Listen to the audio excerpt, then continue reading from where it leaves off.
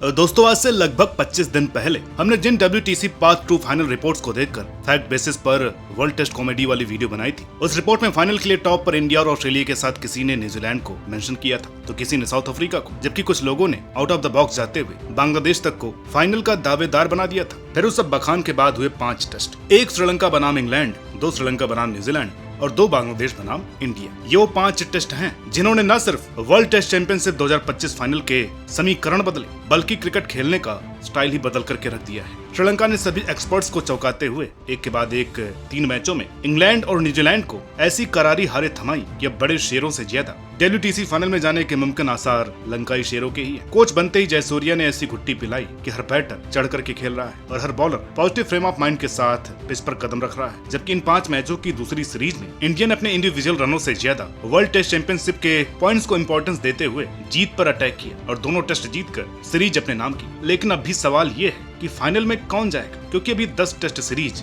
और बची है, इसलिए एग्जैक्ट 2 नाम बताना मुश्किल होगा। तो हम बात करते हैं प्रेजेंट और पास्ट के बाद मुमकिन लग रहे फ्यूचर की। तो चलिए जरा सच्चे क्रिकेट फैन का फर्ज निभाते हुए हमारे साथ बैठ जाइए और WTC में जाने के लिए सभी टीमों के हालात समझिए। मगर उससे पहले शॉर्ट में WTC वाला पॉइंट्स टेबल या कहें कि परसेंटेज सिस्टम समझ लीजिए, ताकि आप बाहर जाकर के इस ज्ञान को दिखाकर अपने दोस्तों पर तगड़ा असर डाल सके। क्योंकि WTC भले ही साउंड वर्ल्ड कप जैसे करे, लेकिन इसकी पॉइंट प्रणाली काफी अलग है। जैसे आप स्क्रीन पर देख भी रहे होंगे, इस टेबल में खेले गए मैच, जीत, हार, ड्रॉ और पॉइंट्स के अलावा 2 अदर कॉलम पेनाल्टी और परसेंटेज भी। यही वो 2 कॉलम है जो टीमों के सिर का असली दर्द है, क्योंकि पेनाल्टी स्लो ओवर के कारण आपके कमाए गए पॉइंट्स पर सीधा असर डालती है। उदाहरण के लिए टेबल में नजर आ रहे ऑस्ट्रेलिया के पॉइंट्स 8 जीत से मिले 12 और 1 ड्रॉ से मिले 4 पॉइंट्स के बाद 100 होने चाहिए थे, लेकिन स्लो ओवर रेट के कारण 10 पॉइंट्स का नुकसान हुआ और उनके लास्ट पॉइंट 90 रह गए। अब इन 90 पॉइंट्स का नतीजा ये हुआ कि परसेंटेज में ऑस्ट्रेलिया सिर्फ 62.50 पर ही पहुंच पाया है, क्योंकि ये परसेंटेज खेले गए मैचों में कमाए जा सकने वाले मैचों से निकलती है। इसलिए किसी टीम के मैच कम या ज्यादा खेलने से भी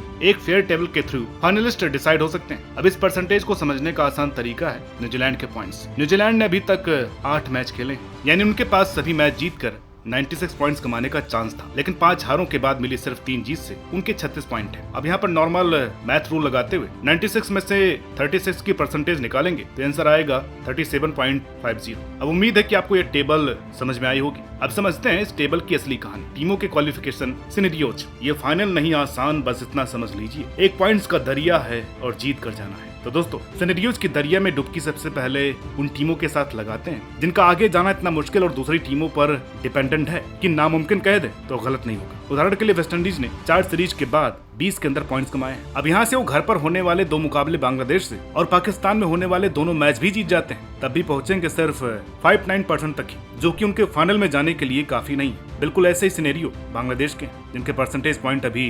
34.38% है। वो यहाँ से अगर कैरिबियाई टीम को उसी के घर में और अफ्रीकी टीम को अपने घर में हरा देते हैं, तब भी 56 की परसेंटेज तक पहुंचेंगे और दूसरी टीमों के खेल को करीब से देखेंगे। हालांकि इंडिया वाली सीरीज से पहले बांग्लादेश के फाइनल में जाने के प्रैक्टिकल चांसेस थे, क्योंकि पाकिस्तान पर जो 2-0 की सीरीज जीत हासिल की थी उसने इसकी उम्मीद बेहतर की थी। लेकिन पाकिस्तान के लिए WTC फाइनल का रास्ता लगभग नामुमकिन कर दिया, क्योंकि अभी वो 20% के अंदर टेबल पर 9वें नंबर पर बैठी पाकिस्तान को यहाँ से बचे सभी 7 मैच जीतने होंगे, जिसके बाद उनकी परसेंटेज 59.52 ही रहेगी। लेकिन वहाँ तक पहुँचने के लिए उन्हें वेस्टइंडीज को घर में 2 और साउथ अफ्रीका को जाकर उन्हीं के घर में 2 मैच हराने होंगे। मगर उससे पहले पिछले टूर में पाकिस्तान को उसी के घर में 3-0 से हराने वाली इंग्लैंड को 3 मैच हराने होंगे, जो कि पाकिस्तान की फॉर्म और इंग्लैंड के WTC फाइनल में क्वालिफाई करने के सिनेरियो को देखकर मुश्किल लग रहा है, क्योंकि अभी 42.19 परसेंटेज पॉइंट्स पर बैठे इंग्लैंड को यहाँ से बचे 6 के 6 मुकाबले जीतने होंगे, तब जाके कहीं वो 72 पॉइंट्स कमाकर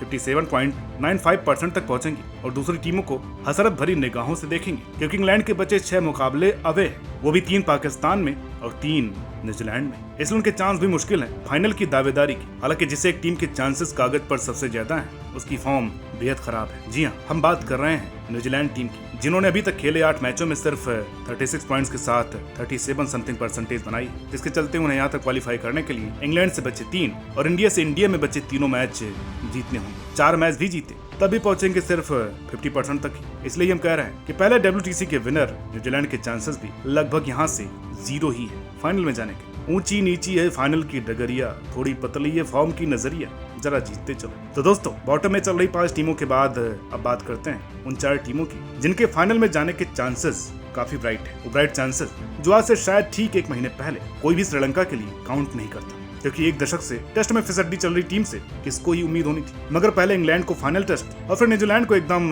वन साइडेड मैचों में बुरी तरह से हरा करके लंका ने तगड़ा पुश न सिर्फ पॉइंट्स टेबल में लिया, बल्कि प्लेयर्स का कॉन्फिडेंस और अपने गेम में भी दम बढ़ाया है। यही वजह है कभी 60 पॉइंट्स के साथ टेबल में नंबर 3 पर खड़ी लंका से उम्मीद लगने लगी कि अपने बच्चे 4 में से सभी या कम से कम 3 मैच जीतकर परसेंटेज वाले गेम में 60 का आंकड़ा पार करके दावेदारी पेश करेंगे, क्योंकि उनकी बची हुई दोनों सीरीज उन टीमों से जो कि फाइनल के दावेदार है। इसलिए डगर मुश्किल जरूर है, लेकिन ऑस्ट्रेलिया से 2 मैचेस घर में होने के चलते ये डगर नामुमकिन नहीं है, क्योंकि इसके बाद उन्हें बस साउथ अफ्रीका से उनके घर में जाकर कैसे भी करके 1 मैच जीतना होगा, जिसके बाद वो कम से कम रेस में बने रहेंगे। फिर उनकी निगाहें रहेंगी अफ्रीका पर कि अपने बच्चे 6 मैचों में कैसा करती, क्योंकि अफ्रीका के अभी पॉइंट परसेंटेज बहुत ज्यादा है नहीं, वो सिर्फ 38.89 परसेंटेज पर ही, लेकिन 6 में से 4 मुकाबले लंका और पाकिस्तान से घर पर, जबकि 2 मैच बांग्लादेश में। इसलिए साउथ अफ्रीका के चांसेस बहुत ज्यादा हाई जरूर है, मगर दूसरे नंबर पर बैठी ऑस्ट्रेलिया के बच्चे 7 मुकाबले देखते हुए फाइनल में जाने के अफ्रीका के आसार थोड़े कम है, क्योंकि ऑस्ट्रेलिया को 5 मैच घर में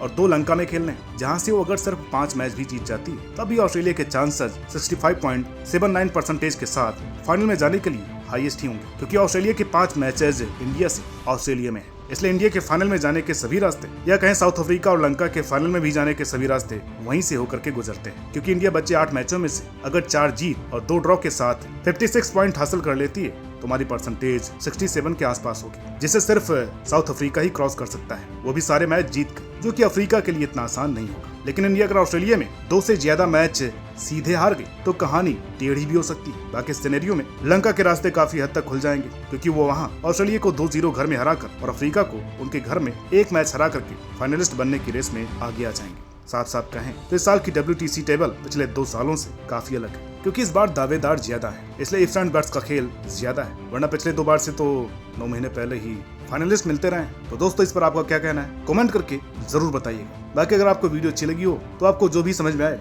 आप इस वीडियो के साथ कर सकते हैं। मिलते हैं आपसे